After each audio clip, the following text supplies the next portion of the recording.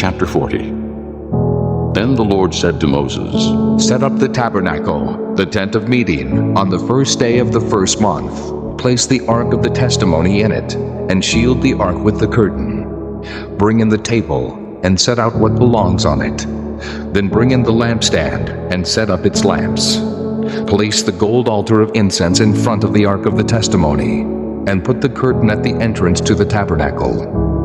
Place the altar of burnt offering in front of the entrance to the tabernacle, the tent of meeting. Place the basin between the tent of meeting and the altar, and put water in it. Set up the courtyard around it, and put the curtain at the entrance to the courtyard. Take the anointing oil, and anoint the tabernacle and everything in it. Consecrate it, and all its furnishings, and it will be holy.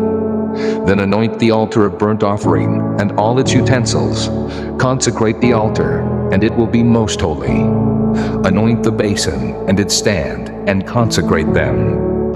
Bring Aaron and his sons to the entrance to the tent of meeting, and wash them with water. Then dress Aaron in the sacred garments. Anoint him, and consecrate him, so he may serve me as priest. Bring his sons, and dress them in tunics. Anoint them, just as you anointed their father, so they may serve me as priests. Their anointing will be to a priesthood that will continue for all generations to come. Moses did everything just as the Lord commanded him. So the tabernacle was set up on the first day of the first month in the second year. When Moses set up the tabernacle, he put the bases in place, erected the frames, inserted the crossbars, and set up the posts. Then he spread the tent over the tabernacle and put the covering over the tent, as the Lord commanded him. He took the testimony and placed it in the ark, attached the poles to the ark, and put the atonement cover over it. Then he brought the ark into the tabernacle, and hung the shielding curtain, and shielded the ark of the testimony, as the Lord commanded him.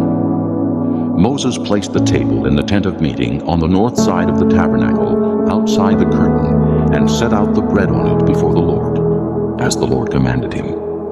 He placed the lampstand in the tent of meeting opposite the table on the south side of the tabernacle, and set up the lamps before the Lord, as the Lord commanded him.